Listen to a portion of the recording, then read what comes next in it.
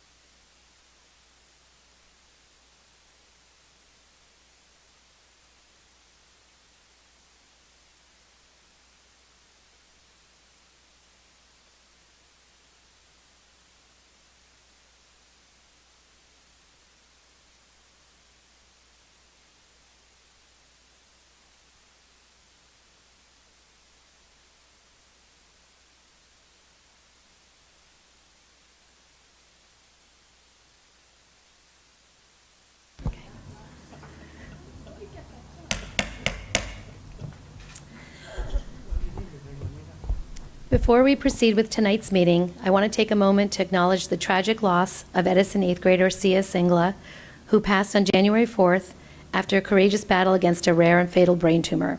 She was 13 years old. Our hearts are heavy, and we extend our deepest condolences to Sia's family, friends, and all who are grieving this unimaginable loss. As a community, we support one another during difficult times, and I ask that we come together now in a moment of silence to honor Sia's life and memory.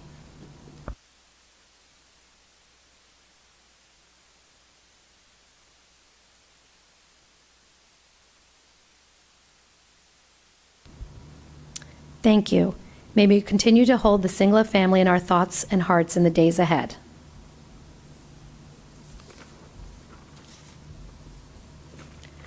Okay, at this time, we'll move on to announcements. Mary, can you start us off?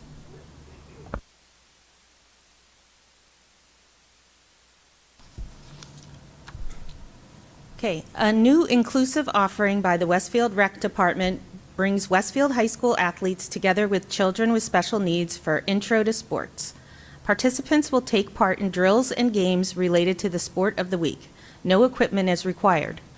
The program runs on Wednesdays from January 22nd through February 19th at McKinley Elementary School from 6:30 to 7:30 p.m. Cost is $50. Register on the Rec Department's website. Thank you, Mary. Kent? Thank you.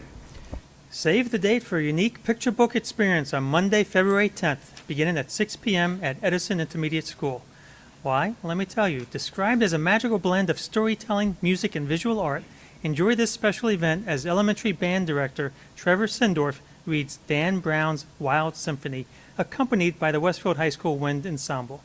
This event is free, however, tickets are required. Visit wpsvpa.booktix.com to secure your free ticket today. Thank you. Thank you, Kent. I'm going to swing to the other side. CJ?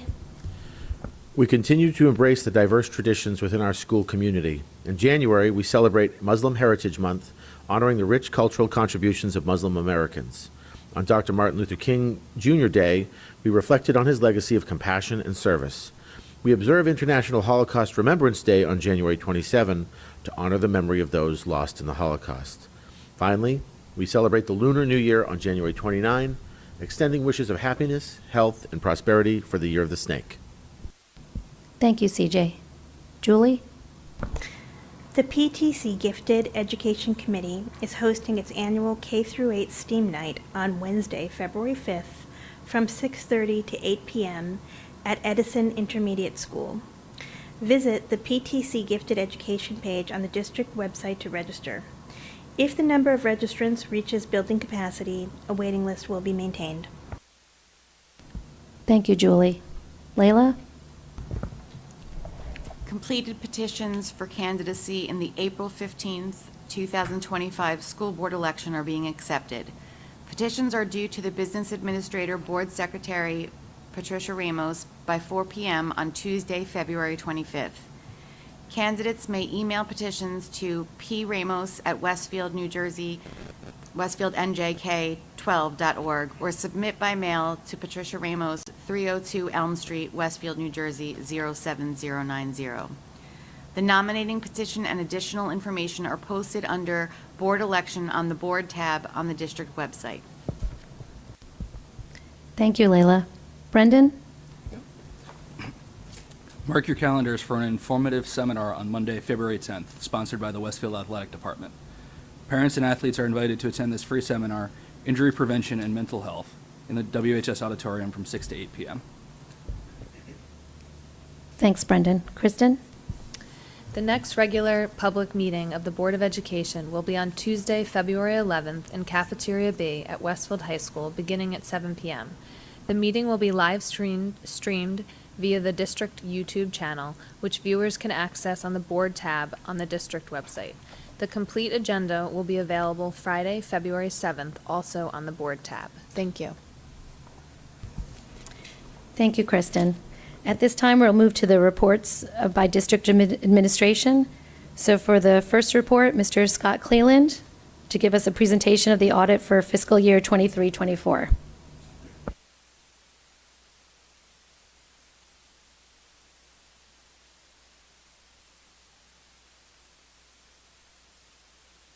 present the results of the 2024 audit. What I did is I prepared a slide deck just to go through a couple of the highlights for the audit. I believe you did receive, as part of your package for tonight, the copy of the entire audit as well as the separate management report. Before I get started, I just want to thank Patty and Carmelina and the superintendent for all their help during the audit process. It's not an in and out. We're not here a day or two. We're here for several weeks looking at various aspects of the school district. The deadline this year was moved until January 15th. The report was filed prior to that, so there's nothing to be concerned about in terms of late filing. I also want to recognize again all the other staff that helped us throughout the course of the audit. They do a great job maintaining the everyday books, giving us a great package, and unlike most of my other districts, we actually get a set of records that represents the audit schedules. Patty and Carmelina work on them for us. They provide us with a great package that makes the audit go much smoother and much more efficiently. When we do the audit, we're just not touching the business office. There are quite a few areas that we touch upon. We go into the general and school administration. We look at instructional type finances. We look at student services. We look at transportation. We look at your DRTRS. We look at all your support operations. We look at your enterprise operations, including food service, how you spend your capital money, as well as your debt service payments back for outstanding debt. So being that Patty gives us the financial statements, we are able to do an audit the way we're supposed to do an audit, based upon the financial statements provided to us. And our role is to look at the information provided, confirm, verify, etc., and render an opinion on those financial statements in accordance with our generally accepted accounting principles. Because you're a governmental entity, we also have a second layer we have to look at. We have to perform procedures that deal with government auditing standards, which addresses compliance to statutes, federal and state laws, and so forth. And then because you are a recipient of significant grants from the federal and state government, we also have to test on a rotational basis several of your federal and state programs and whether you are spending those money in accordance with federal and state guidelines and whether you're in compliance or not. The financial report that is issued every year has 4 sections. It's an introductory section, which is really your section. It includes an introductory letter, which kind of gives an overview of the school district's accomplishments. The financial section is really the section where we present the numbers and the opinion on the financial statements. The statistical section is the section of about 20 pages of 10 years worth of statistical information regarding Westfield and the surrounding area. And then the last section is a single audit, which is the state and federal grants. So what are the results for the 2024 audit? The opinion is unmodified, which is a clean opinion, highest level that can be placed on the financial statements. Some of your financial highlights: your fund balance in excess of 2% is $512,000, which is the amount of money that will have to be used towards the 25-26 budget. You have capital reserve funds set aside of about a little over $9.7 million, which must be used for future capital projects. You have a maintenance reserve just over $2 million, and you have an emergency reserve set aside for $1 million, which is the max that can be maintained at. From the testing of our internal controls under government auditing standards, we did not identify any material weaknesses or significant deficiencies or any findings at all. In the separate management report, there are no findings that will require corrective action. In testing the state and federal programs, we looked at your IDEA special education program this year, as well as the ACERS program, which is some of the money was still left under COVID-19. And on the state grants, we looked at your overall state formula aid grants and how those funds were spent. We also are rendering an unmodified opinion on the overview and results of the compliance audit. And as I mentioned, the auditor's management report, there are no findings that will require board corrective action. So overall, a very, very good audit. You're very proud of the financial results. And I'd be more than happy to open up any questions you may have. Thank you.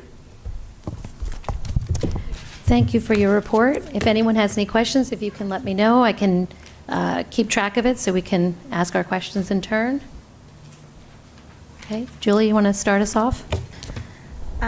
First of all, thank you I read through the report, and well done. And Patty, well done. This is a reflection on you and your team and the entire office, and Dr. Gonzalez, on you for choosing Patty for this role. As a former Big Four practitioner, I don't remember the last time I saw a total lack of recommendations in the report. But I'd like to understand a little bit more about the administrative practices and procedures, what you did, and just get an understanding of what you did review, what you didn't review, just so I have an understanding of the scope of that work. Sure. Usually it starts out with an interim period of time where we come in and perform our risk assessments, our planning procedures, and so forth, and then we get into testing of internal controls. So we test controls over the revenue process, the purchasing and accounts payable process, as well as the payroll process. We also look at your cafeteria function, and then we look at the financial statements for the various funds, whether it be your general fund, your special revenue fund, capital projects, debt service. We have to look at each of those individual funds as if they stand on their own. They have their own materiality. And then we spend quite a bit of time looking at how the money's spent, confirming cash, and the usual stuff you would do there. Then we also have to scope out which grants exceed $750,000 of expenditures, which would then require us to determine which grants we have to test and select transactions. So we select transactions as well from the universe of those grants and perform internal controls over compliance, as well as compliance testing on the grants that were selected. We look at your ASSA, your application for state school aid, to verify and test enrollment records versus what you submitted to the state. We look at similar information regarding your DRTRS. So it's a pretty all-encompassing approach. We like to take an internal control approach because it gives us an idea as to what we should do substantively. Not all firms do that, but it gives us a good idea as to, are you doing what you should be doing to prevent the loss of funds or misappropriation of funds and so forth?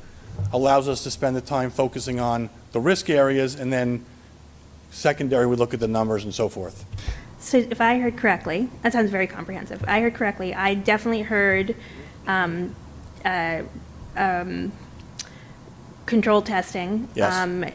As it relates to, you're selecting random data and testing accordingly, so you're probably just doing random selection of Correct. data based on a controlled amount that you're sampling. Yes. It sounds to me like you're looking at policies and procedures and confirming that they are appropriate as controls. Yes. For that, you're looking at training as a control to make sure that those are appropriate. You're looking at roles and responsibilities to see whether or not they are properly segregated and Yes. that they are being properly controlled within those policies and procedures. Is there anything else that I'm missing here in terms of the risk control assessment that you're doing here? I guess the big thing now that's all over the auditing universe is risk assessments, where the risk assessments were overall, now it's done fund by fund. So there's a lot more focus on risk assessments and assessing every single significant account within each individual fund, and documenting that accordingly. That was what I was wondering about. So is that part of what was done here? Absolutely. And overall, you found from a risk assessment perspective, fund by fund, that we were within our agreed risk tolerance? Yes. Excellent. Thank you. Thank you. Does anybody else have any questions? Okay, thank you. Thank you for that detailed report. Thank you Quite very much. informative. Have a great evening, everyone. Thank you. Okay, at this time, I'll turn it over to Dr. Gonzalez for a student safety data system report.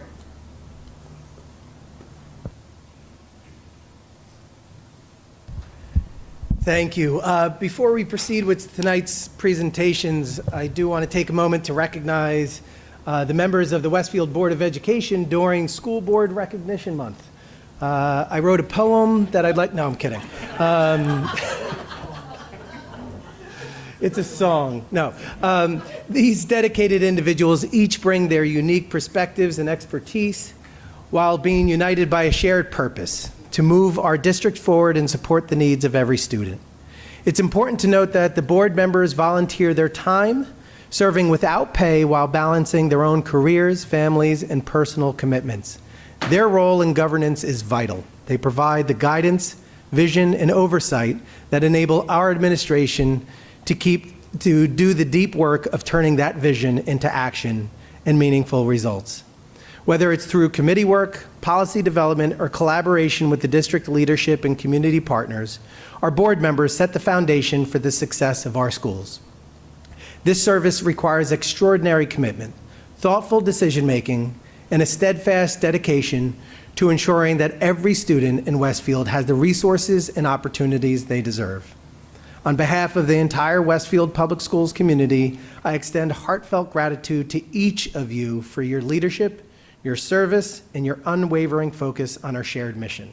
Let us all take a moment to thank them and all school boards for their incredible contributions to the future of our students.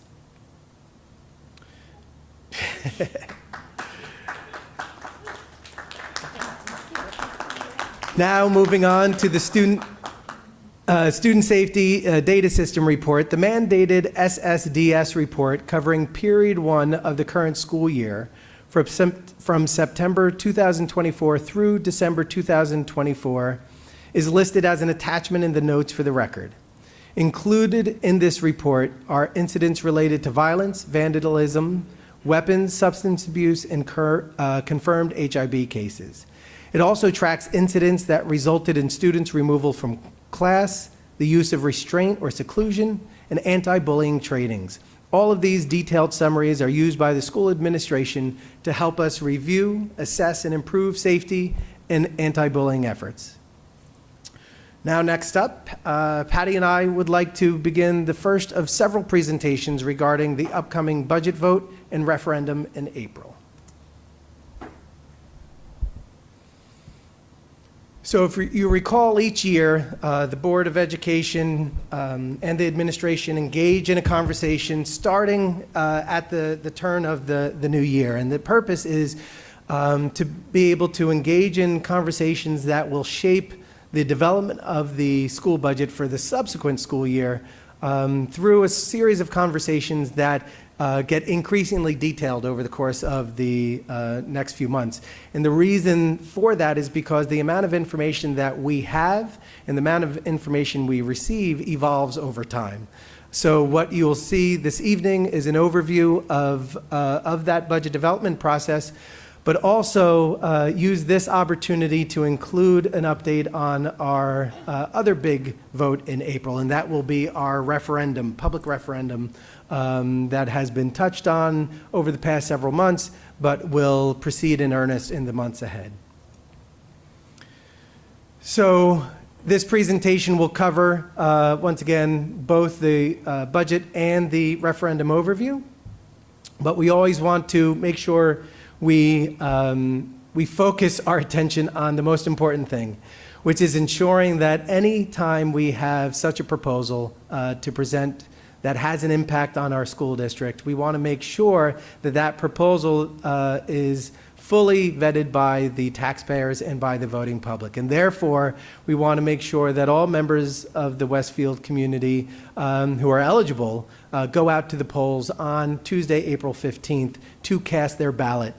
During that time, you will have the opportunity to vote on three different things. One will be the annual 2025-26 district operating budget. The next will be the bond referendum. And then, of course, the annual school board election will also be on the ballot for that year.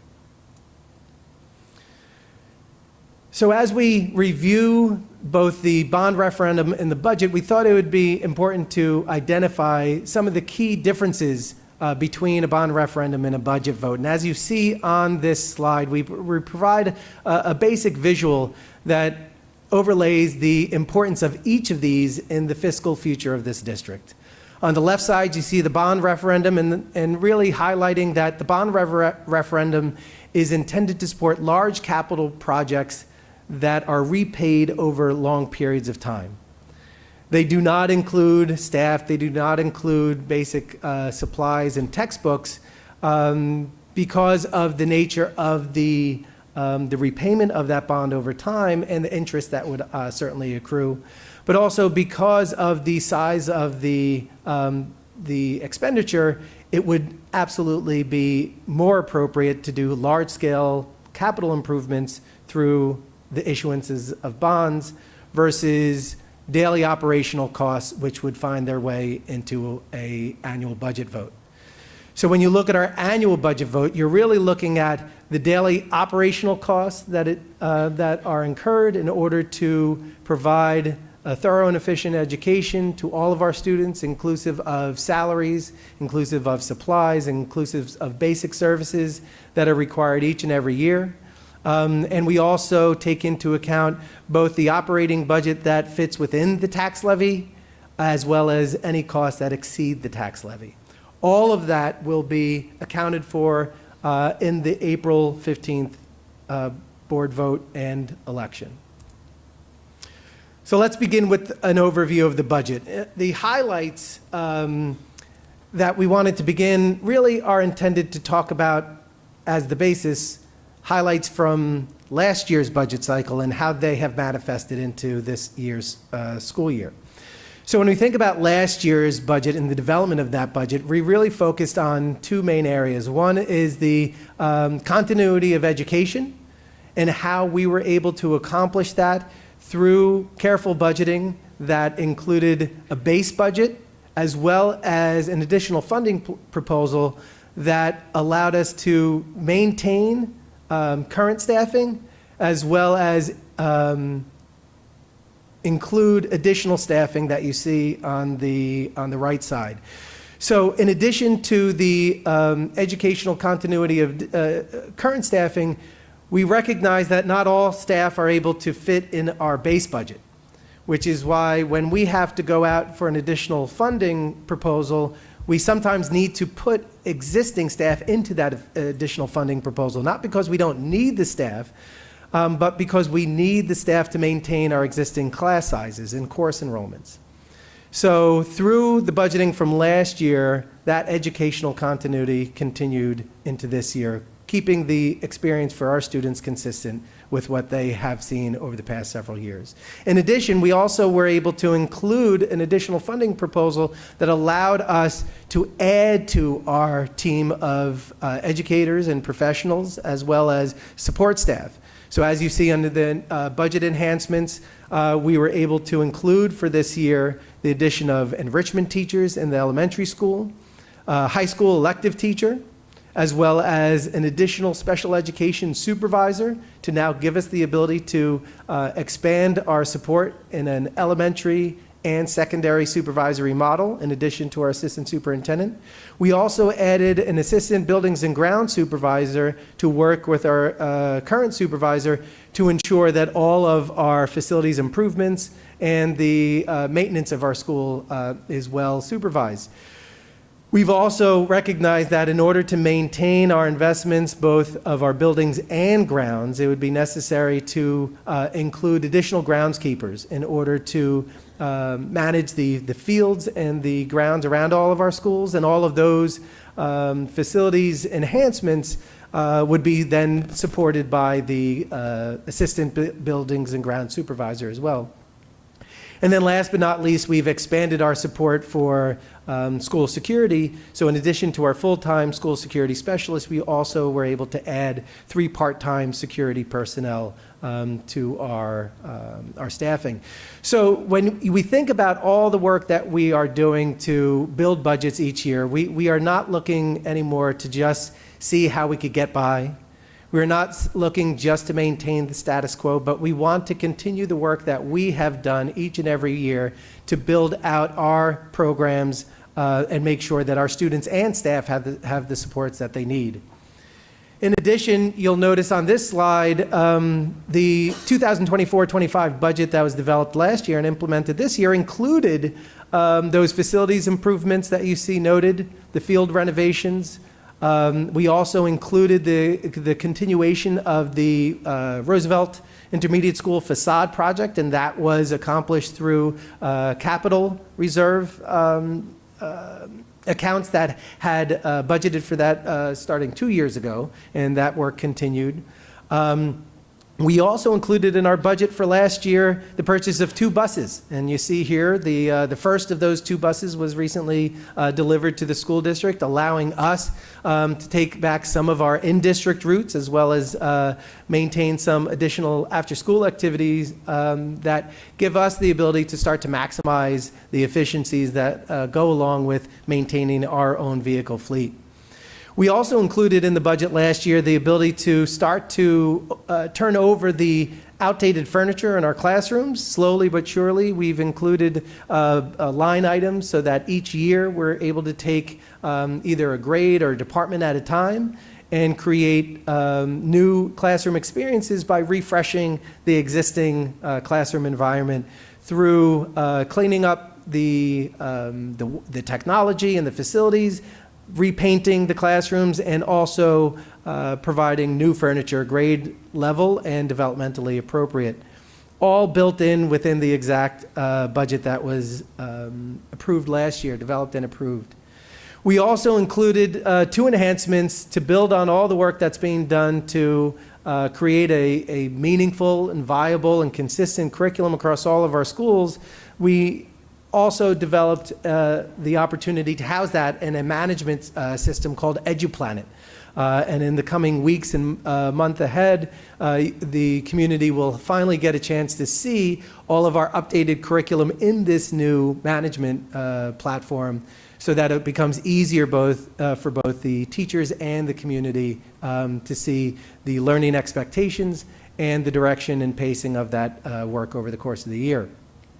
We've also included in our budget and are working on implementing a new data and assessment management system that would allow us to take all the disparate resources that we have, whether it be our student information system, the different assessment modules that we have, that all are located in different platforms, and bringing them under one umbrella to make it easier for our school district staff to be able to review, analyze, and really maintain data that creates actionable opportunities for us to respond to it in real time.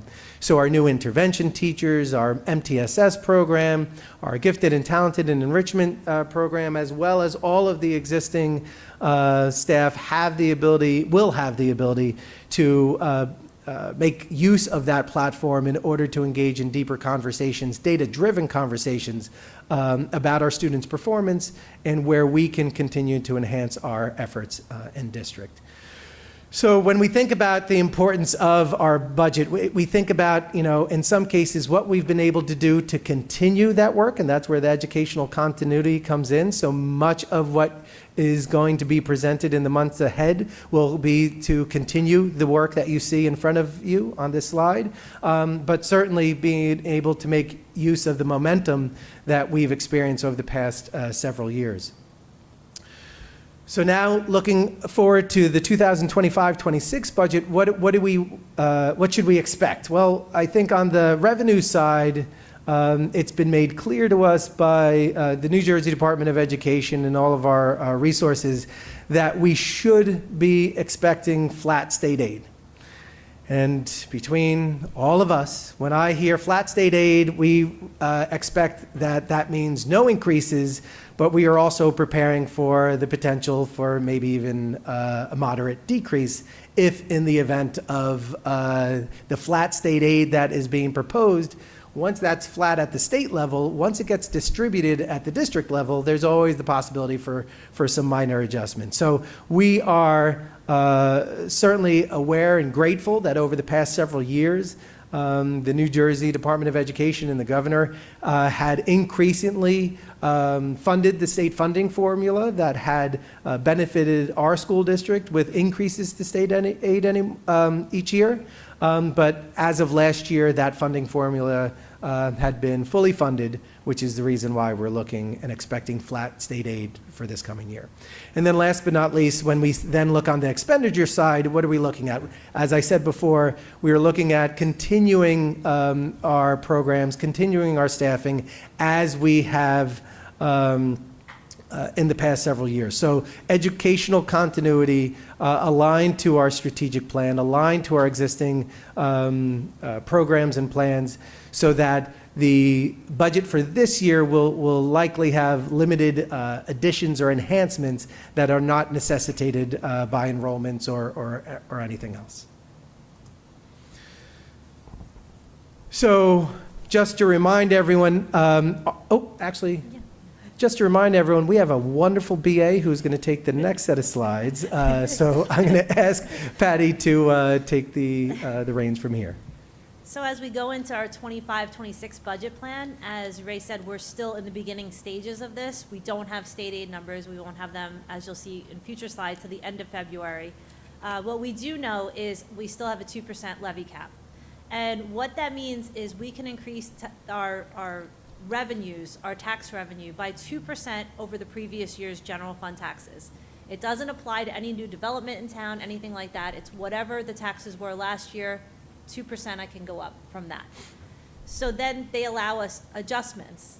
We're not going to receive an enrollment adjustment because our enrollment is pretty flat from last year in Westfield. So the only thing that we would be eligible for is a healthcare adjustment, which I believe that we will be getting. It's not out yet, but it'll be out at the end of January. But the state health benefits plan has gone up by 15% this last year, which you'll see on a future slide that we're doing better than that. But so when that happens, they'll give us an adjustment above cap for the health costs, which again, we would also benefit from, even though we're not in state health benefits, because health benefits are going up by more than 2%. And those two things added together give us our budget at our adjusted levy cap, and in Westfield, that's the majority of our revenue. So that's what we're looking at. There's really nothing else to make up, nothing else that we can fund. That's where we'll be at.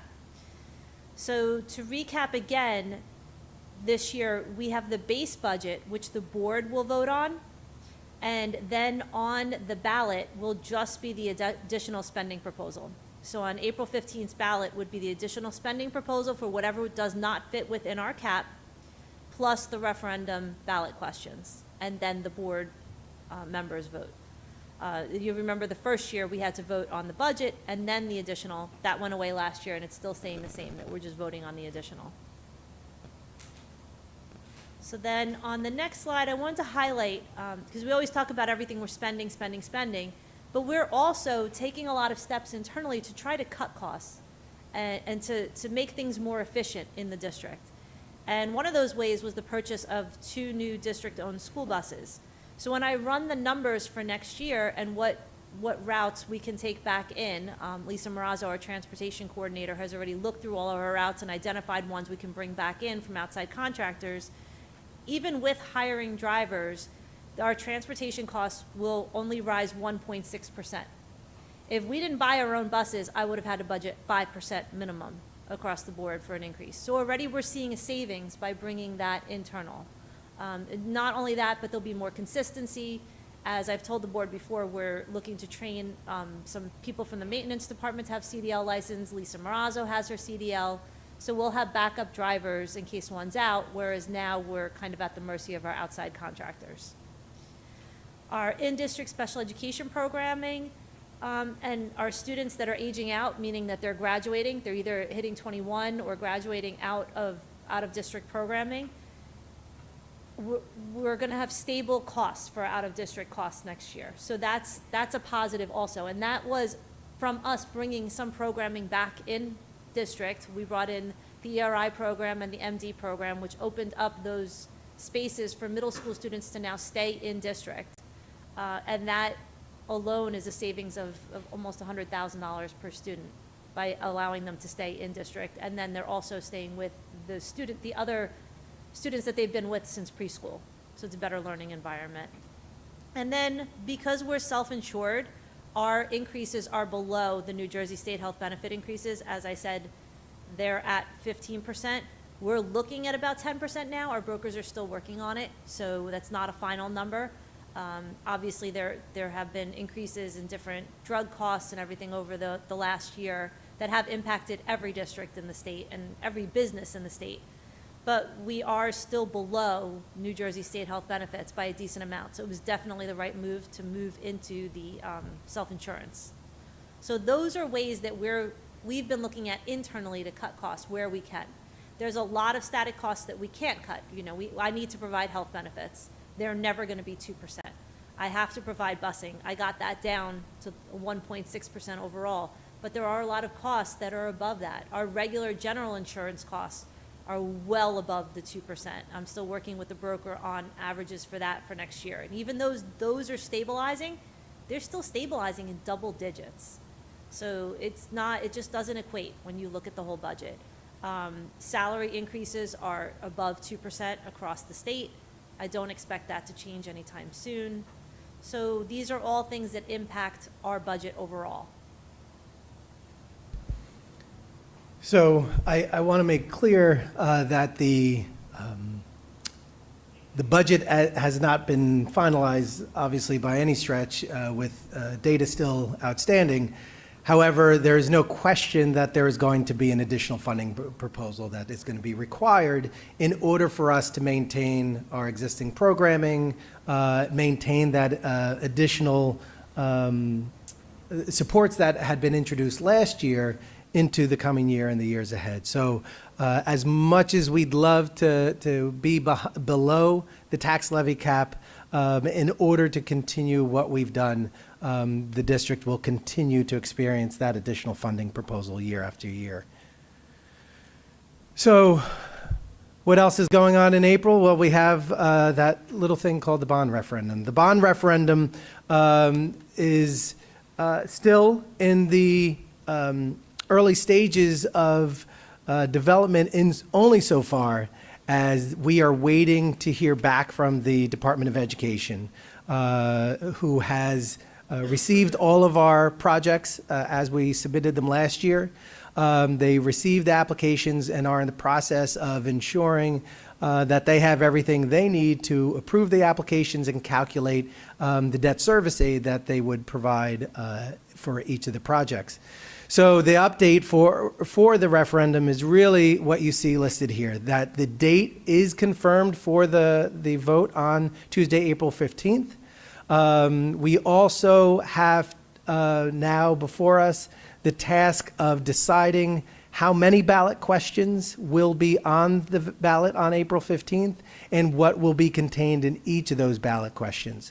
While we are waiting the final review of the Department of Education, the Board of Education can still contemplate different scenarios in order to make those decisions on a preliminary basis. But the final ballot questions will not be decided until we have the firm numbers from the Department of Education to review with the board.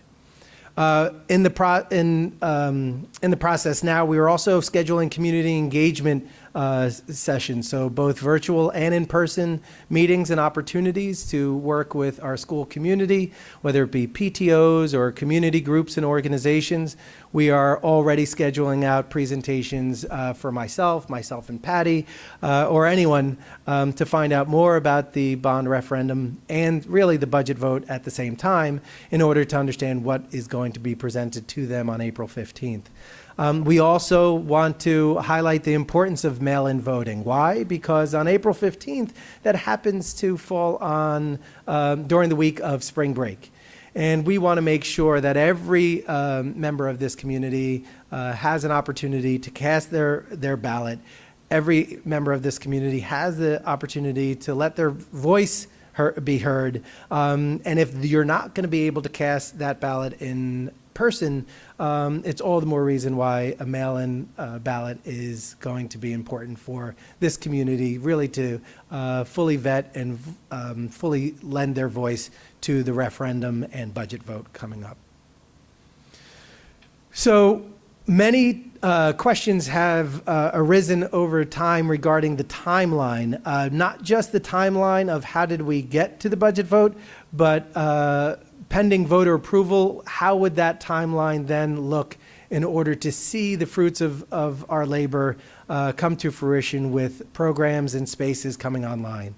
So in this referendum roadmap, to the left, you see everything from the start of our work in 2023 with the approval of the strategic plan and the assessment of our facilities, continuing through last year through community input sessions and thought exchanges in order to bring us to the point where we are able to present to the state a series of 9 applications for each of the schools that are going to have work being done, whether it be additions or revisions, so that in 2025, starting this year, is when we look forward to moving the decisions of the Department of Education into finalized proposals to appear on a ballot.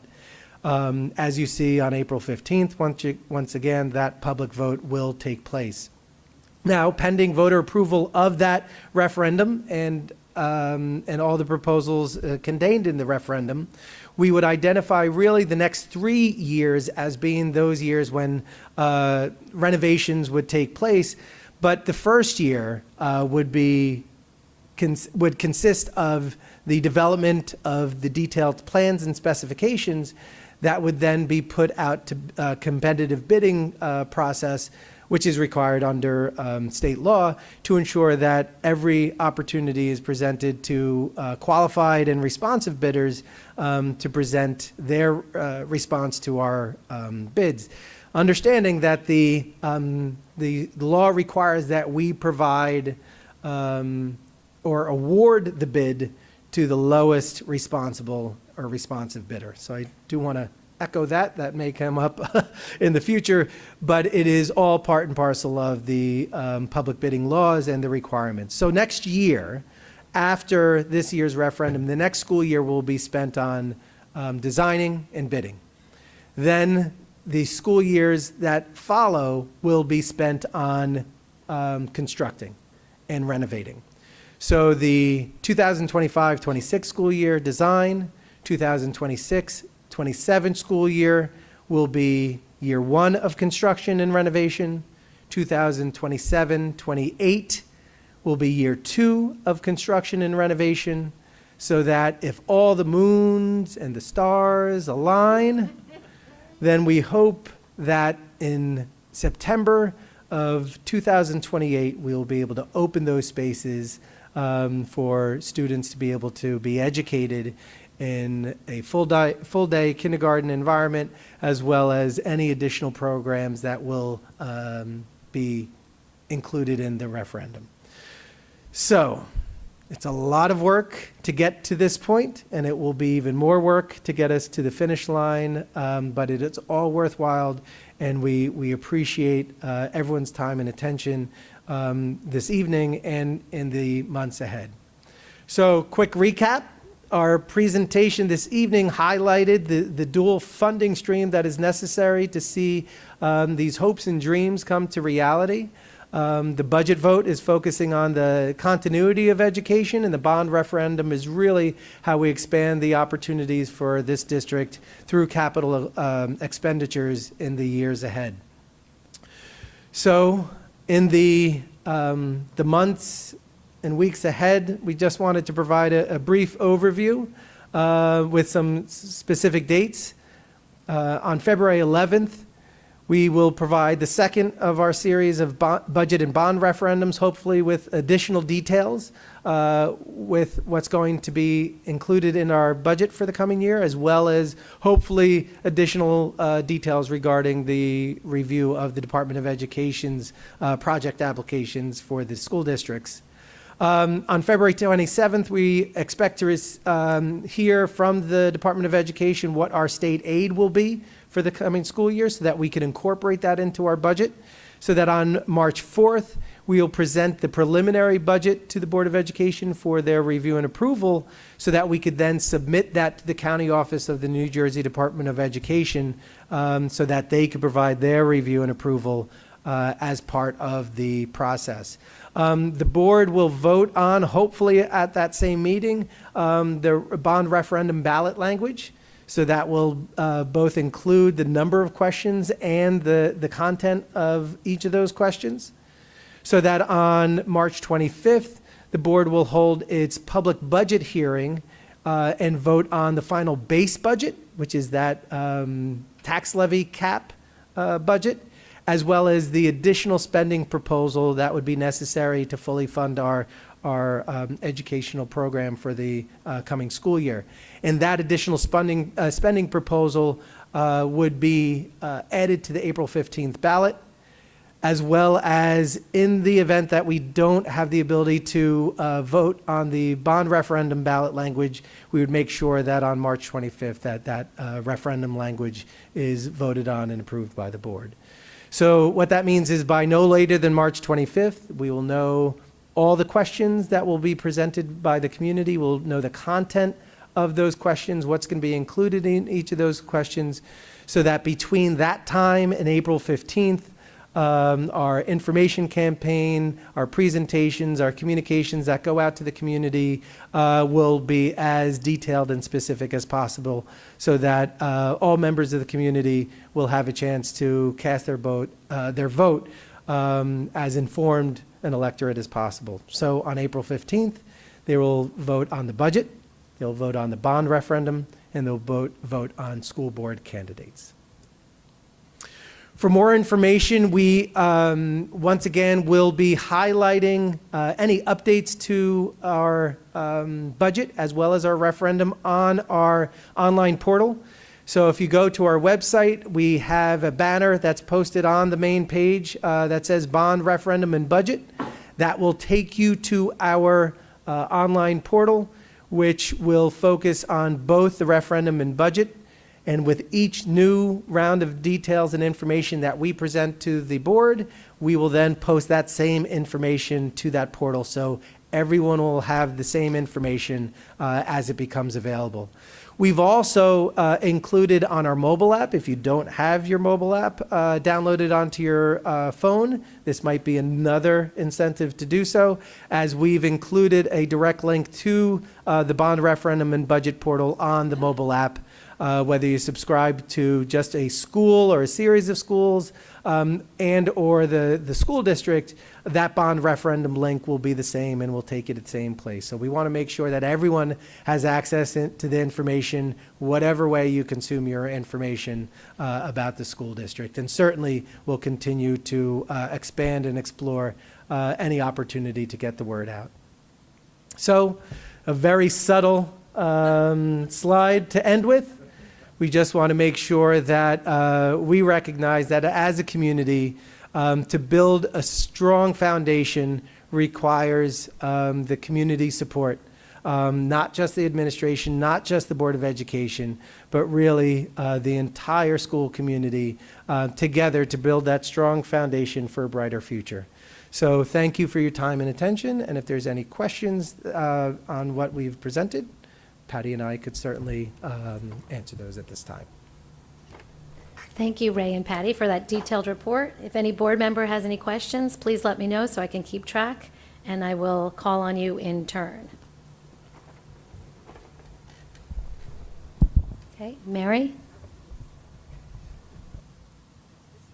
Believe it.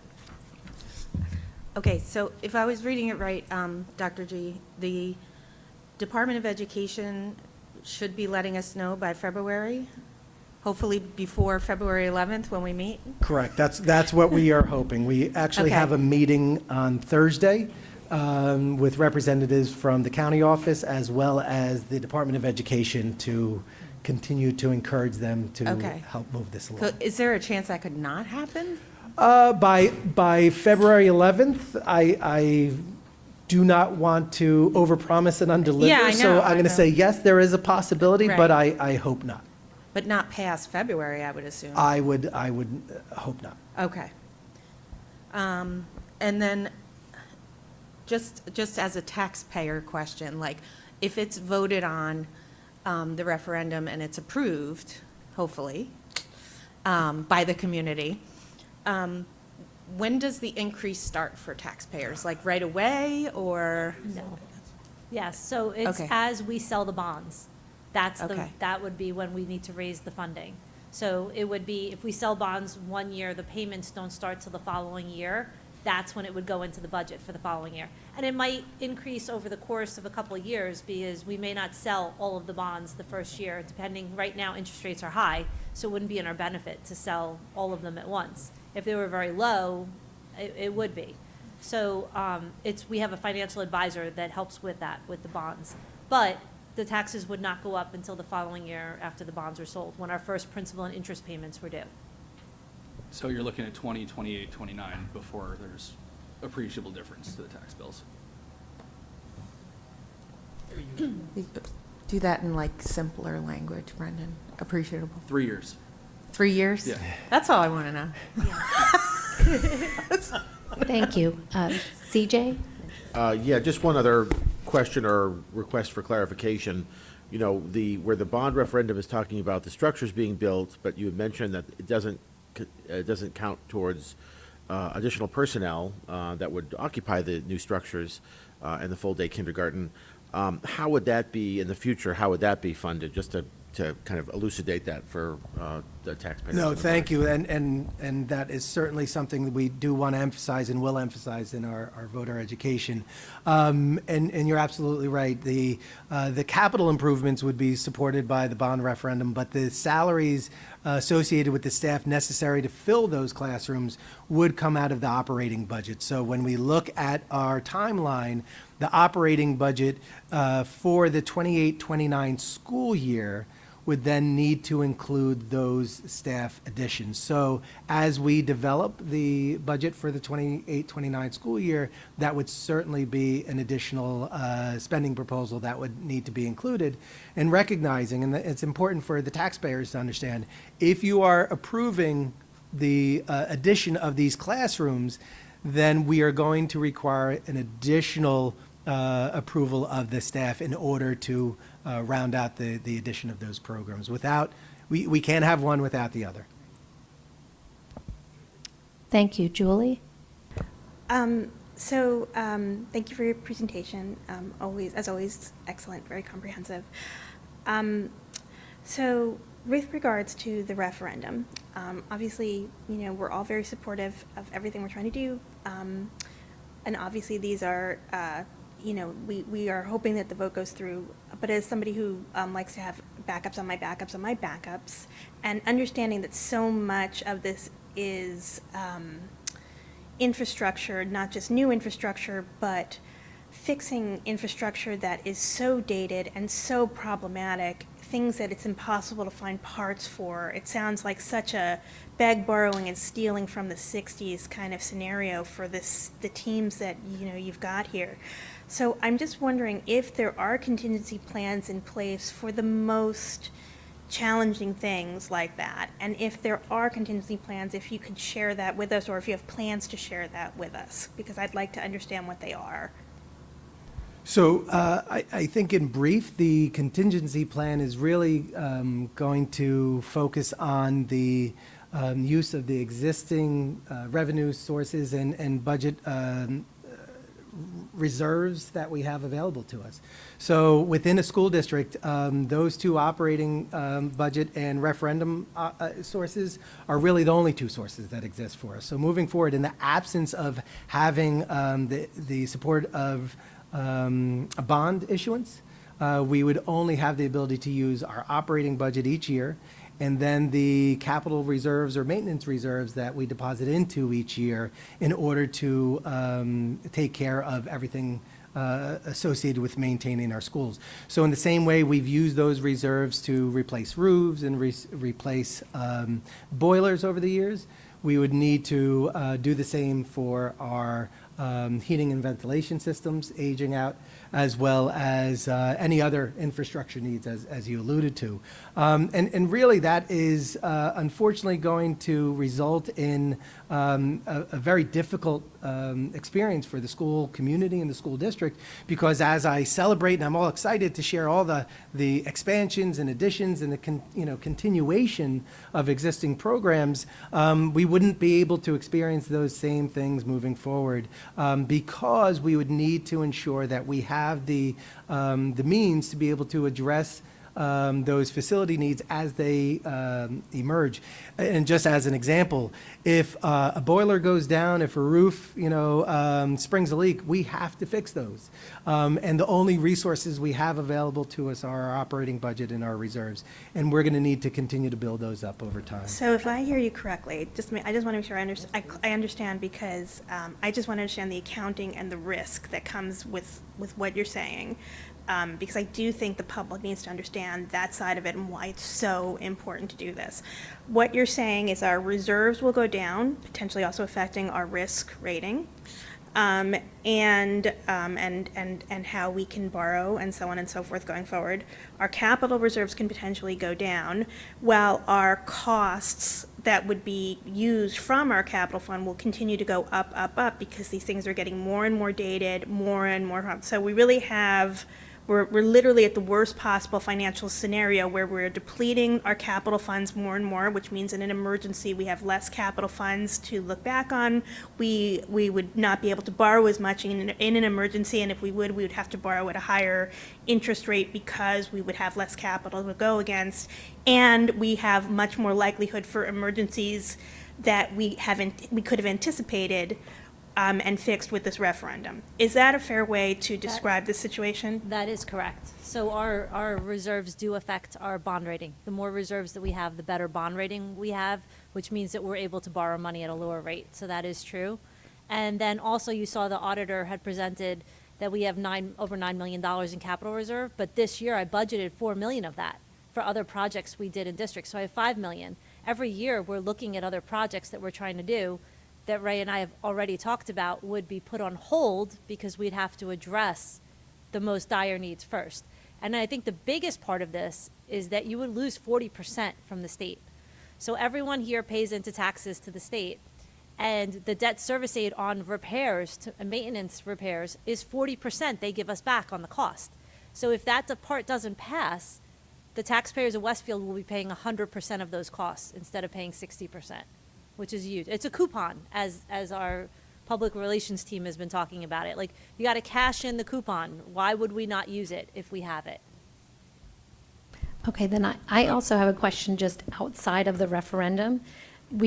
Even though our base budget has increased, because we still have the 2% cap, we still could not provide status quo with the 2%. Is that correct? That's correct. And in previous years, with state aid increasing as they were funding the formula, it would offset some of that for districts like us that were going up.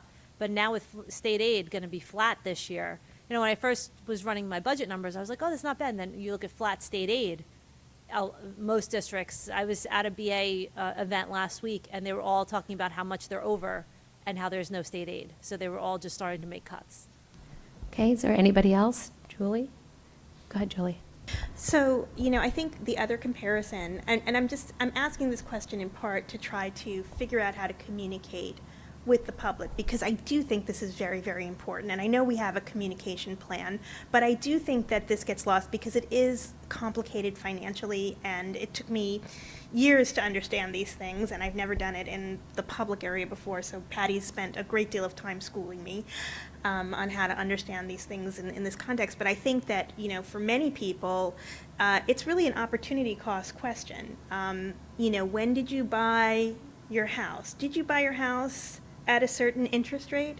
Did you wait until that interest rates went up, and did you regret it later on? Did you wait until your credit rating went down and you regretted it because your credit rating went down and all of a sudden you couldn't get the house at the rate that you were expecting? I think that it's really important for people to understand that those principles in terms of your own personal credit rating and, you know, how much money you spend and the pay me now, pay me later, whether it's buying a house or making repairs on a house or investing in your life, are very, very, or buying insurance on things in your life, are not very different from this large-scale spending that we're trying to accomplish here with this referendum. We're not planting, you know, mulberry bushes here. We are trying to make sure that the air conditioning ducts don't fall onto the students' heads. We are trying to make sure that we have breathable air. We are, yes, are we trying to add a kindergarten program? Yes, and that is super important, and we're one of the last districts in the state doing it.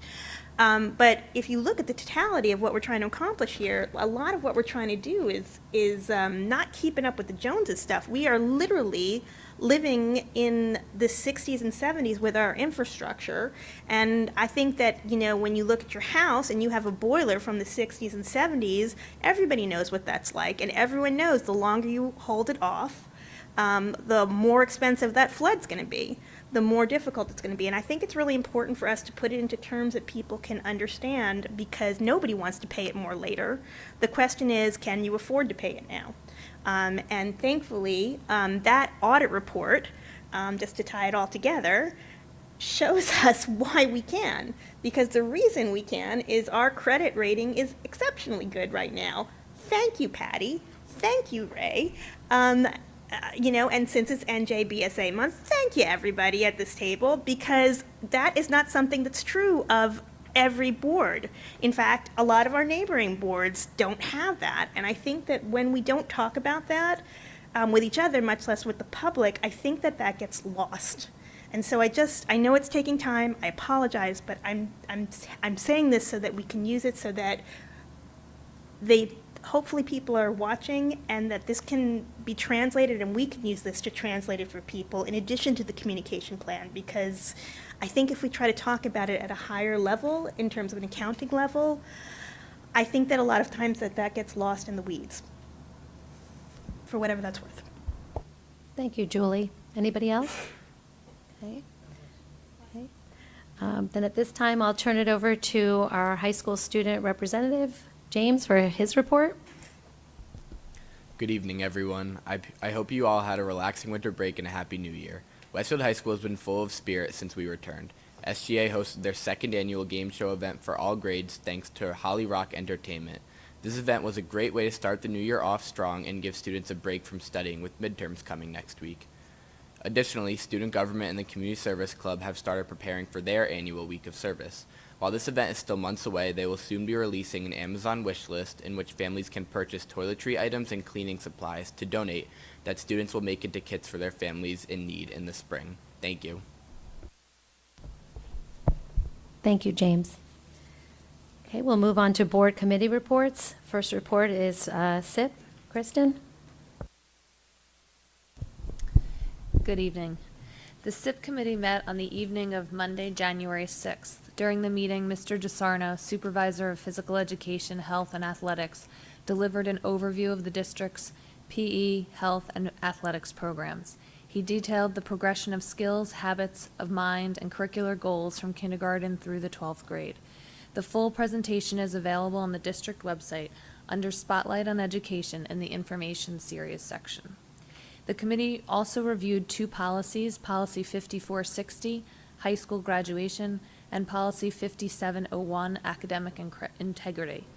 Policy 5460 is an updated version of an existing policy revised to align with Public Law 2023 C-295. This law requires that, as a condition for receiving a high school diploma, students and their parents, if applicable, must complete and submit a financial aid application using the form prescribed by the New Jersey Higher Education Assistance Authority.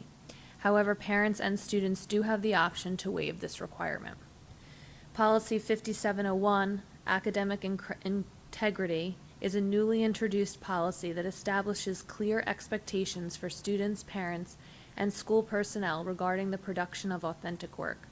It also provides a comprehensive definition of plagiarism, including the misuse of artificial intelligence tools. This policy aims to create a consistent and coherent approach for addressing all forms of plagiarism. Together with policies 5600, Student Code of Conduct, and 2365, Acceptable Use of Generative Artificial Intelligence, Policy 5701 ensures that students, families, and staff have clear guidelines, expectations, and disciplinary measures to address issues related to academic integrity. The committee reviewed a request from Mrs. Brennan, Supervisor of the K-12 Social Studies and Business Education, to purchase new textbooks for the High School United States History 2 course. The textbook selection process involved a thorough review of multiple resources by a dedicated committee. The chosen textbook offers numerous primary and secondary sources that present diverse perspectives, encouraging students' analysis and critical thinking. It also includes engaging activities that connect historical content to present-day issues. To ensure the resource meets the needs of all students, a special education teacher was part of the review process. The textbook incorporates several universal design for learning features, such as reading strategies, accessible reading levels, graphic organizers, bolded key terms, and suggestions for writing and group activities. A digital version of the textbook will be available for students requiring this accommodation. The committee continued its discussion on the proposed start and end times for the schools at all levels, a topic first introduced during the new business portion of last month's board meeting. Per the board policy 8220, the start and end times for a regular school day, as well as delayed openings, early dismissal, and early dismissals, require annual board approval. The updated start and end times were carefully developed to align with the new master schedules for the intermediate and high schools. A chart detailing the new times is included in the attachments to this evening's meeting agenda. Dr. Bolton also presented to the committee with a visual demonstration of the district's new online curriculum database, EduPlanet. As previously shared during board meetings, EduPlanet is designed to provide faculty and family with a more streamlined and user-friendly way to access the district's curriculum documents. Subject supervisors are currently uploading content for each course into this platform. The district plans to launch EduPlanet for faculty in February and make it accessible to the public in March. Finally, the committee heard about a new program that will be hosted at Westfield High School for the students and teachers this summer. The In Spirit AI Summer Program is an intensive 2-week in-person course designed for high school students to explore artificial intelligence and its real-world applications. Taught by AI experts and mentors from top institutions like Stanford and MIT, the program offers a hands-on learning experience with no prior coding knowledge required. Students work on impactful projects in areas such as healthcare, sustainability, and robotics, while gaining foundational skills in machine learning, computer vision, and natural language processing. Ethical considerations of AI are emphasized throughout the program, fostering a well-rounded understanding of its societal impact. More information on InSpirit AI and the summer program registration will be sent to WHS families within the next few weeks. Thank you. We had a very productive meeting. That's all. Didn't you like hearing my voice for that long? Thank you, Kristen. Report by Finance and Facilities? Yep. Finance and Facility Committee met on Friday morning. We spent the first hour of this meeting talking about what we did, so we went over the budget and the audit, talked about what the next year's budget's going to look like, talked about the referendum. We've talked ad nauseum about that so far tonight. 95% of Phase 2 at Roosevelt is done. Phase 1 roof work is done and inspected, and the warranty is reinstated. Obviously, the weather's not cooperating right now, so not much is happening on the rest of it. And Fab Lab lighting is in, and installation will begin after hours starting on the 16th. And everything else we've discussed tonight. So short and sweet. Andy. Thank you, Brendan. Policies, Personnel? Mary? Thank you. Policy, Personnel, and Governance Committee met on January 9th. We had Dr. Gonzalez and Dr. Greer made an appearance. Thank you.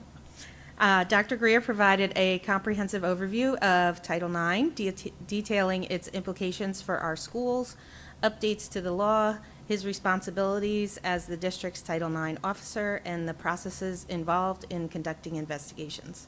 This was an informational session, and no board action or decision is required at this time. The committee also addressed its goal of reviewing central cabinet job descriptions, a process scheduled for the spring.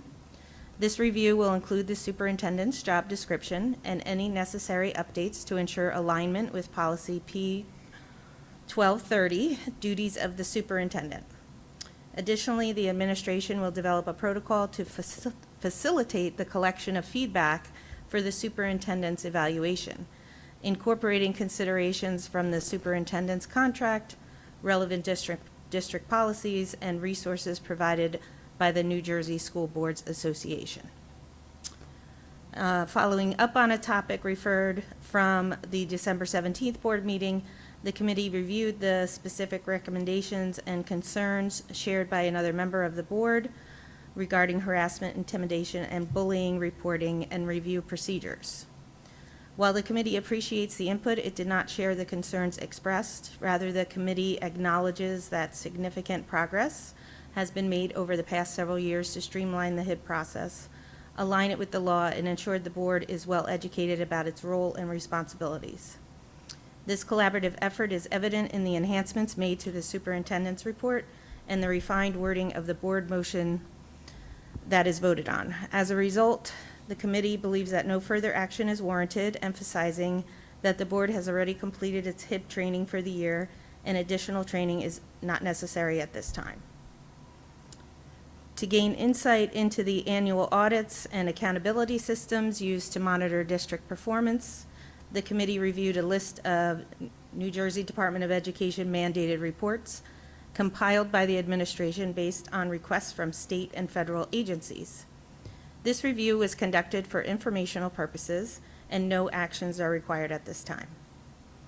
On the topic of board self-evaluation, the committee agreed to reach out to the New Jersey School Boards Association to initiate the process of gathering feedback from board members to help identify strengths, address areas of growth, and align the board's activities with district goals. The evaluation serves as a tool to enhance teamwork, improve decision-making, and ensure that the board operates effectively and efficiently in supporting student achievement and the overall success of the district. Finally, while policy review was on the agenda, time constraints resulted in tabling this item until the next meeting, scheduled for February 6th. At that time, the committee plans to discuss the annual mid-year non-tenure review, personnel review, and continue its policy review. Included in the policy review will be a discussion of the governor's recent announcement and Senate Bill 3695, which requires cell phone and social media policy to be developed by Department of Ed and adopted in schools. Thank you, Mary. Okay, at this time, I'm going to move to the report by the Referendum Communications Committee. I'm going to read that report. So our Referendum Communications Committee met virtually on December 18th from 4 to 5. The meeting was attended by board members Mary Wickens, Kristen Sonic-Schmeltz, Rob Bonaccio, and myself, along with administrators Dr. Gonzalez and Mary Ann McGann. The committee received an update regarding the November 21st, 2024 Community Communications Advisory Committee meeting. Key discussion points from that meeting included the role of the advisory committee as the eyes and ears of the community, the importance of understanding the implications of state aid, and a review of general community concerns and priorities. This ongoing dialogue aims to identify focal points for community engagement and messaging strategies. The advisory committee is set to meet again on January 13th, 2025 to continue its work. A portion of the meeting focused on targeted stakeholder engagement strategies to raise awareness about the referendum. Proposed methods include leveraging Westfield High School seniors who are eligible voters and recent alumni, collaborations with local media and the High's Eye, engaging the athletics and arts communities, and making sure we are ready to deliver presentations to any group, regardless of size, that seeks more information about the referendum. The committee also received updates about our ongoing work with the district's communications consultant. Members reviewed and provided feedback on various draft materials, including logos, business cards, and videos intended to support the communication efforts. These resources will be used to enhance the district's outreach and align with its strategic messaging goals. The next meeting of the Referendum Communications Committee is scheduled for tomorrow, 4 p.m. via Google Meet. The committee remains committed to fostering transparent and effective communication to ensure the success of the referendum initiative.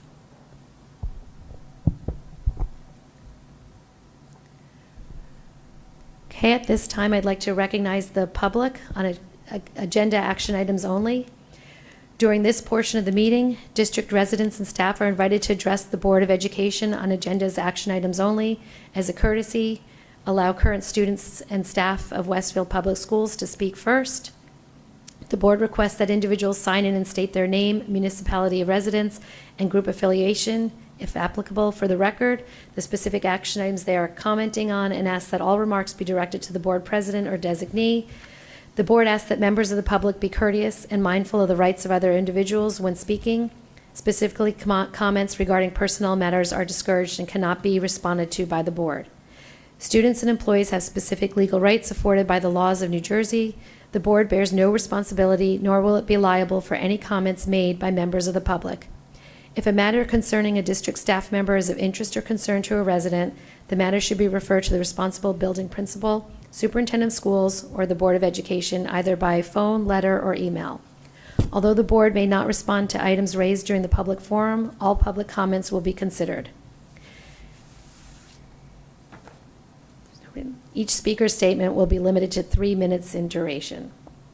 And seeing that there's nobody at the podium, I'm going to close public comment. I ask the board to approve the December 7th, 2024 regular board meeting minutes. Can I have a second? Second. Thank you, Kent. All in favor, just raise your hand. Okay, thank you. Next, we'll move on to the action item portion of the agenda. I'd like to move items A to C under the governance section of tonight's agenda. Can I have a second? Thank you, Leila. Okay.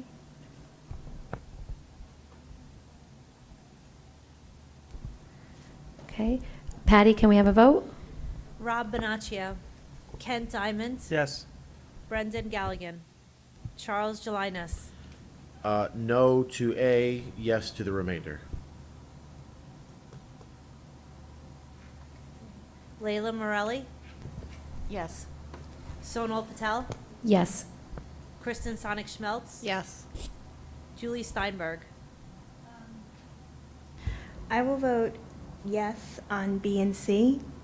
Regarding A, I am very worried because it's clear to me that after recent information's come to light, that tonight's report does not reconcile with the complete information I would have expected. And I have to wonder for A, if I feel so little confidence in the district HIB controls, despite my repeated Julie, training. this is a time just for a vote, so just your vote, I'm sorry, I'm please. speaking. I move that we call the question for a vote.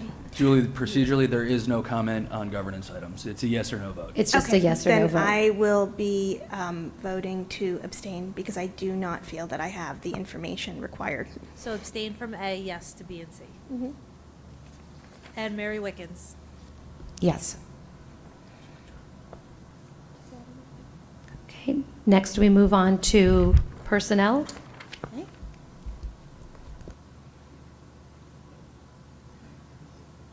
Doing it. It's all me tonight, Sonal. Okay.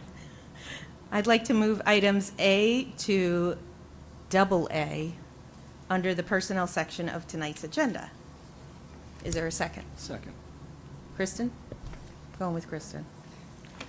Going with Kristen. Dr. G, do you have any comments? I do. I actually have comments to share regarding our three retirements listed on the agenda, beginning with Rachel Rubin. Rachel Rubin has dedicated all 26 years of her teaching career to Tamaqua Elementary, impacting 3rd and 4th and 5th grades with equal passion and commitment. Beyond teaching, she served on the district's curriculum writing committee for English language arts and social studies. She played a key role in piloting the Everyday Math program and contributed to school community events like the Tamaqua Variety Show and Storytime Night during Read Across America Week. Rachel also led the revival of the Tamaqua Family Math Night, the first in over 15 years, engaging students across all grades in the Math Wars event. Her roles as a WEA building representative and mentor underscored her commitment to both her colleagues and the educational community. As Rachel transitions into retirement, her enduring legacy at Tamaqua will continue to inspire those who were fortunate enough to work alongside her and learn from her. Next up, we have Rose Calamano. Rose Calamano has dedicated 22 of her 25 years to teaching at Westfield High School, significantly enriching the educational community with her deep passion for Spanish language and culture. She inspired students to extend their language studies into their careers and personal lives through engaging projects and cultural celebrations like Hispanic Heritage Month and Dia de los Muertos. As the leader of the Spanish Club and Spanish Honor Society, and through the WHS Spanish Exchange Program, Rose provided students with transformative cultural experiences abroad. Her thoughtful approach to education and her ability to connect cultural learning and practical application have left a lasting impression on all who have passed through her classroom. Renowned for her strong advocacy within the Westfield Education Association, Rose's unwavering commitment to fostering deep, meaningful connections between students and the broader world through language has truly set a standard in educational excellence. Her legacy of dedication and excellence in Spanish education will continue to influence Westfield High School for years to come. Last, but certainly not least, Mary Ann McGann. Mary Ann McGann has significantly shaped the field of school communications in Westfield over the past 7 years, building on a robust 30-year career in print and broadcast journalism, including significant roles at CNN in New York and Washington, D.C. Her earlier experiences also encompass a stint on Capitol Hill as a press and legislative assistant, deeply enriching her expertise in effective communication strategies. During her tenure in Westfield, Mary Ann has been instrumental in steering key communication campaigns that successfully won voter support for the district's operating budgets, the first such approvals in over a decade. She also played a crucial role in implementing the district's 5-year strategic plan with a particular focus on strengthening community relations, a cornerstone of the district's ongoing development. Mary Ann spearheaded the creation of the comprehensive brand and style guidelines, which included the redesign of district and school logos, ensuring a cohesive and appealing visual identity with specific focus on hex codes. Her leadership in the redesign of the district's website and her innovative use of multimedia tools to create dynamic graphics and videos have not only enhanced communication, but also earned her several accolades from the New Jersey School Public Relations Association. Through these efforts, she has significantly improved the district's outreach and cultivated valuable partnerships within the Westfield community. While we are sad to see her leave, we are excited for Mary Ann as she begins a well-deserved retirement after an amazing career in August. Not leaving yet. We wish all of our retirees all the best as they begin this next chapter of their lives. Okay, Mary, you wanted to say something? Yeah, I just wanted to wish Mary Ann good luck, even though we have more time with you.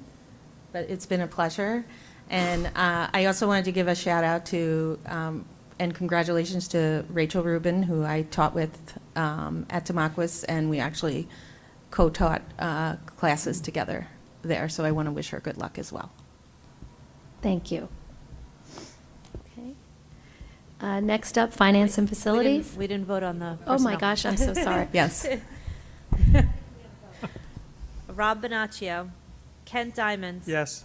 Brendan Galligan. Yes. Charles Jelinas. Yes. Layla Morelli. Yes. Sonal Patel. Yes. Kristen Sonic Schmeltz. Yes. Julie Steinberg. Yes. Mary Wickens. Yes. Okay, now we can move on to Finance and Facilities. Ken? Thank you. I'd like to move items A to L under the finance section of tonight's agenda, but before I ask for a second, I'd like to highlight a couple of donations. Westfield Coalition of Arts donated 7 different items. I'm going to read them separately. There's $500 for the lighting design workshop for Edison, Roosevelt, and Westfield High School teachers, $500 for 2 sculptures for the district art show, $3,503 for a Barry saxophone, $2,341 for a bass clarinet, $1,000 for 2 teaching artists for choir drama, $500 for ceramics wheel throwing masterclass, and $1,000 for 5 instrument special clinicians. So thank you especially to them. And also a special thank you to Ellie Mraz Design for donating $15,000 to the Westfield High School faculty room renovation. Wow. So that just brings our year-to-date total donations to $90,009. May I have a second, please? Thank you, Kristen. Patty, can we have a vote? Rob Bonaccio, Kent Diamond, Yes. Brendan Galligan. Yes. Charles Jelinas. Yes. Leila Morelli, Yes. Sonal Patel, Yes. Kristen Sonic-Schmelz, Yes. Julie Steinberg, Yes. Mary Wickens. Yes. Okay, next up is policies. I'd like to move item A under the policy section of tonight's agenda. Do I have a second? Mary? Patty, can we have a vote? And, yeah, Rob Bonaccio, Kent Diamond, Yes. Brendan Galligan, Yes. Charles Jelinas. Yes. Leila Morelli, Yes. Sonal Patel, yes. Kristen Sonic-Schmelz, Yes. Julie Steinberg, Yes. Mary Wickens. Yes. Next is curriculum instruction and programs. Kristen? I'd like to move items A through C under the curriculum section of tonight's agenda. A asks for the approval of 4 field trips. B approves the purchase of a new social studies textbook at WHS. And C approves an intern to work with the WHS special ed department 1 time a week over a 12-week period. Can I get a second? Mary? Can we have a vote? Rob Bonaccio, Kent Diamond, Yes. Brendan Galligan, Yes. Charles Jelinas. Yes. Leila Morelli, Yes. Sonal Patel, Yes. Kristen Sonic-Schmelz, Yes. Julie Steinberg, Yes to A and C. I will be abstaining on the social studies textbooks, item B.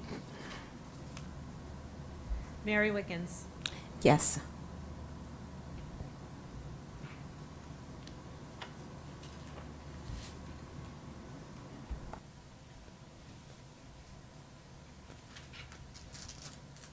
Okay, I'd like to acknowledge notes for the record. Okay, any unfinished business? New business? Yes. I just want to say that I am very concerned because it is worrisome to me that the HIB report for tonight does not seem to be consistent with other information that I've seen. And that makes me feel underconfident. Point of clarification. Mhm. The HIB You, report, the yes, the HIBs that we voted on tonight. the red, Yes. the. The ones that the 15 that we voted on this evening. Like item A. Yeah. Okay. You weren't in the meeting where this came through, but I can tell you more about it afterwards if you like.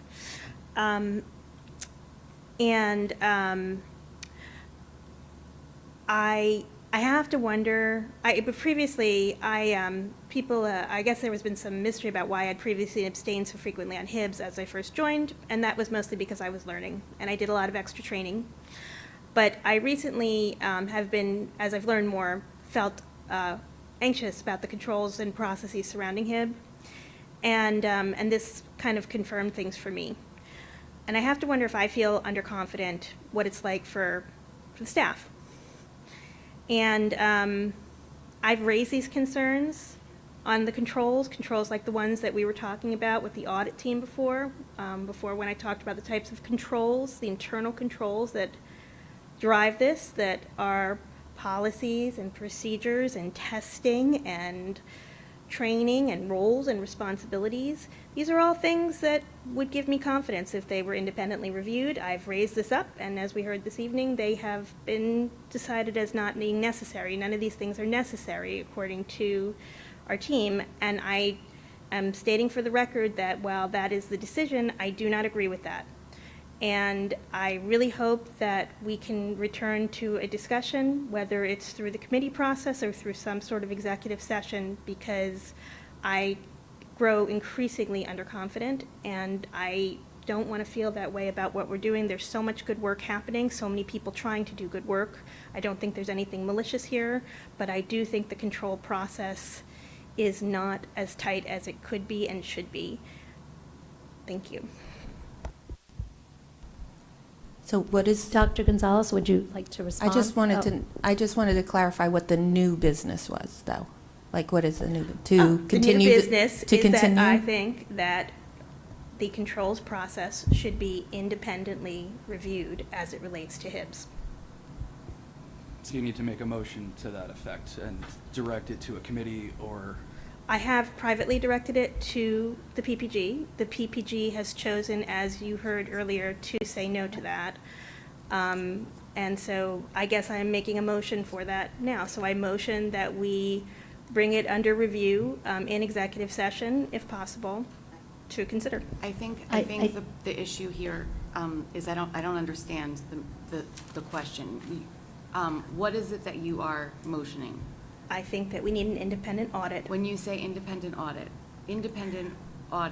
of the HIB control process for the district, independent audit of the HIB process. of the HIB control process. I understand that you're saying HIB control process. I don't know what you mean by that. As I was talking to the audit team earlier, and I talked about the different types of controls on the financial audit, so those controls are applicable to the HIB operational process, policies and procedures, training, roles and responsibilities, testing. Those are all the kinds of things and more. Those are the types of things that you do in order to confirm that the operational control process is working. I do not believe that it is as tight as it could be. And I've gone through everything I could think of to try to raise this as both independent controls considerations as well as holistically. And I'm at a point now where I feel I have no other option but to bring it to the board's attention. So, I'm Julie, are I'm you- curious if this could go like under, because we're going to be doing board evaluations where people can put in different things and they analyze it and then give us suggestions on trainings and everything? That the No, board this is- board evaluations are going to be done? I I don't know don't- what the legality of an independent evaluation is with the HIB process. So that's why I'm saying when you're talking about independent audit, someone coming from the outside. So it seems like this would be something referred to committee versus voting on moving, like a motion to do an audit, if no one understands what audit we would be conducting. You'd have to know exactly what audit you were motioning to approve. And right now, you don't have that information. But if I'm not mistaken, we already sent this back to PPG and reviewed it, made our final conclusion, and we're not revisiting that. So even after the information you saw tonight, you Actually, still- before you continue, Dr. You G still wants don't to wanna Yeah, respond. I'd like and to we speak can- on that I because feel there like are we should claims being made based upon a concern that a board member made in exec session, a claim that a board member made that the administration is going to look into. So I think to speak in factual terms when that has not been confirmed and to, publicly criticize a process when we have yet to be able to look through that, I think is premature. So as has been already mentioned, the committee has reviewed the concerns that were raised with regards to a request for an independent audit. The committee has made the recommendation, or has not concurred with that recommendation. That was approved tonight. The concern that you're making this evening is based upon what was raised during an executive private session that the administration is going to look into, and we'll get back to the Board of Education with the response through the PPG, and But it was certainly right we'll share. there. You had two versions of the same report that were completely different. Once again, the issue that was discussed in exec session is a private matter, so I'm not going to speak to it. And the administration will definitely look into it to be able to provide the clarification and the misunderstanding that the board member raised. So at this point, we'll leave it with the administration to look into what was discussed and get back to, Just one board clarification, members. though, just above But- this topic. What does the new business process look like normally? Because it sounds like, So- if there is new business, theoretically, it would not have been raised necessarily at the committee level. So how does that work? Just So generally? in the handbook, we put the Yep. new business and old business. So Yep. new business is any matter that is raised to the Board of Education through a committee Mm-hmm. that emanates from the committee to the full board. So an example of new business was the discussion of the schedule that took place in SIP. And then from SIP, it then made its way to the full board under new business. In the case of questions and concerns that were raised regarding HIB and the process, as has been shared this evening, it was referred to PPG, and through the committee, it was discussed at the committee level. So to bring it to a full board discussion would be appropriate at a new business point in an agenda. If the conversation continued on any of the new business topics, it would then exist in the old business section. Gotcha. In order to differentiate. Yep. But as we've discovered, it became more efficient to be able to first refer it to PPG, or I'm sorry, to a committee first, and then for the committee to review, discuss before bringing it. And we've been following that since the initiation of the handbook. Gotcha. And under Robert's rules, a motion can be made from the table. It's more efficient if it goes through committee where groups can review it ahead of time. But a motion has to be made. It has to be, I ask the board, or I move that the board does X, Y, Z. Then a discussion takes place after you get a, so I make motion for X, Y, Z, you get a second, a discussion can ensue. Things can either proceed, that motion can then be referred to a committee, can be voted on yes or no, can be tabled, or can be withdrawn by the person that made it. So we had a lot of time discussing something that there was no motion made, so it was all technically out of order. Well, I think there was a motion made, but I hear what you're saying. Yeah. You have to Okay. actually say Say I a make a motion motion. so that we all I can vote. think she did. Yeah, I mean, we Yeah, tend to so- have a soft enforcement of that. Sure, Just- sure, yeah. So maybe what it boils down to is, if Julie, if you want to discuss, because you did make the motion, do we want to withdraw that for now, or how would you want to proceed? 'Cause I heard her say it. Just, Julie, I'm sorry. There were a bunch of concerns shared during PPG. Many were discussed regarding the HIB process. But the independent audit was not the only thing discussed. It was talked about doing additional training and, other such issues. So I think if you're making a motion for an independent audit, I think that's different than the concerns that were expressed. Maybe I misunderstood, but did we talk about an independent audit? We did, okay, so I I misunderstood. So think maybe it's it- important here, though, to understand that the topic was brought up in executive session. The administration recognized the situation and said that they would look into it and get back to the board, and we have yet to give the administration that opportunity. So before we make any motion or we ask any kind of audit, I'm not saying that we shouldn't do that possibly in the future. I think we need to give the respect to the administration and give them that time to actually review it and get back to the board. And then we can revisit this suggestion. That's a great point, Kristen, so I would suggest that we wait until your Okay. response. Well, that's a fair point. Go back from So there. I will withdraw for now, and reserve the right to return to it once we have more information. Fair enough. Okay, so then at this time, I'd like to move on to liaison reports. Any liaison reports? Go ahead, Mary. I just want to pull it up, hang on.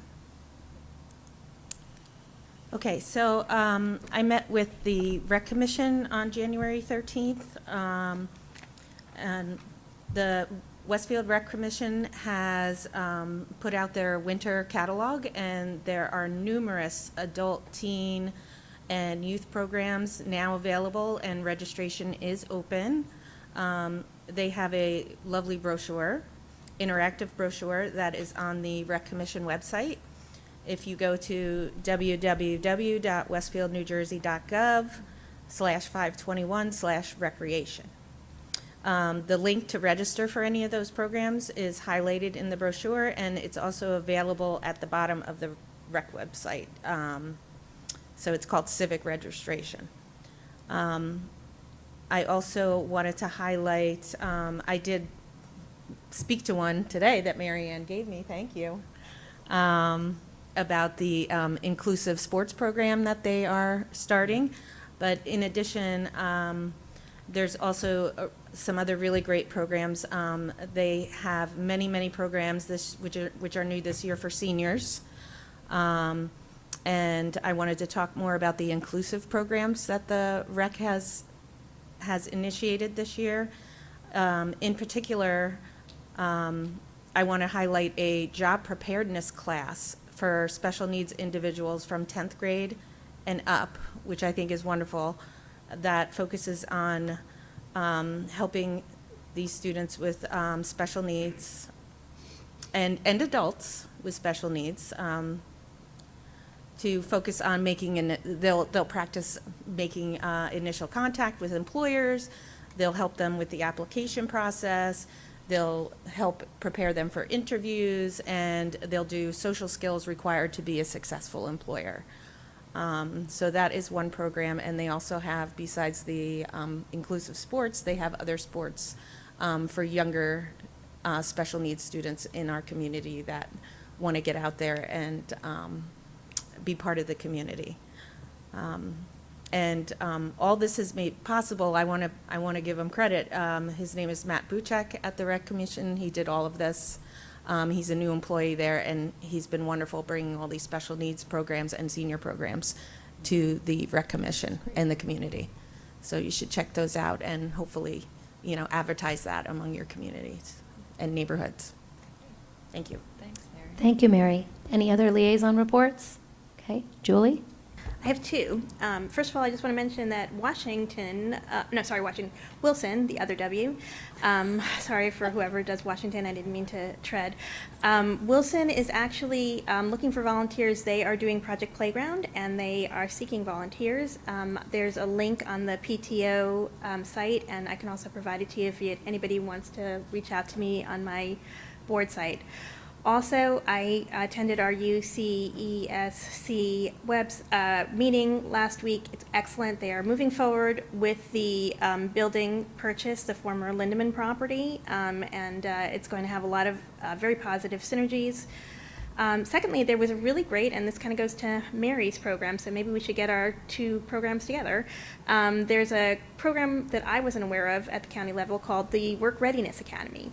Work Readiness Academy is available to all Union County students who are transitioning from traditional programs in Union County starting at age 18 through 21. It has life skills, work skills, and everything in between. It has a really large facility and also off-site options for life skills, internships, work opportunities, volunteer opportunities. They have relationships with Overlook. They have relationships with the Y in Elizabeth and the Jewish Services Pantry, food pantry over there.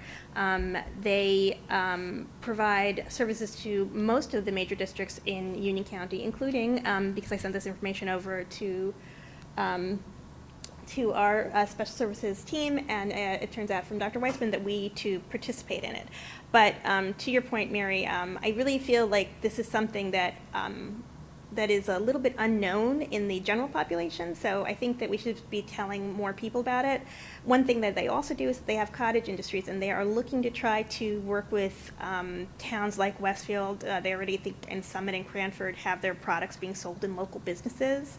And I think one is a granola business, I forget what the other one is, and they're looking to try to get placements, so they're trying to encourage that as well. But it was very impressive how well run this was and how much they fleshed out with various relationships throughout the county. So if you know of anybody, or if you can think of any folks who are looking for that, I think it's something that's worth spreading the news about.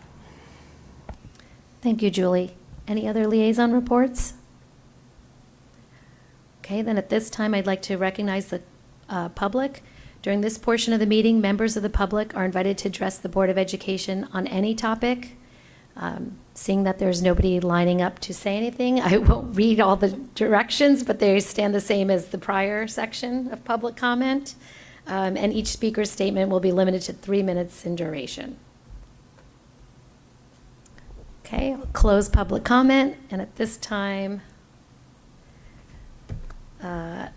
Dr. Gonzalez, do you have anything you'd like to say? Okay, then I'd like to make a motion to adjourn the meeting. Can I have a second? Thank you, Kent. All in favor, raise your hand. Great, thank you.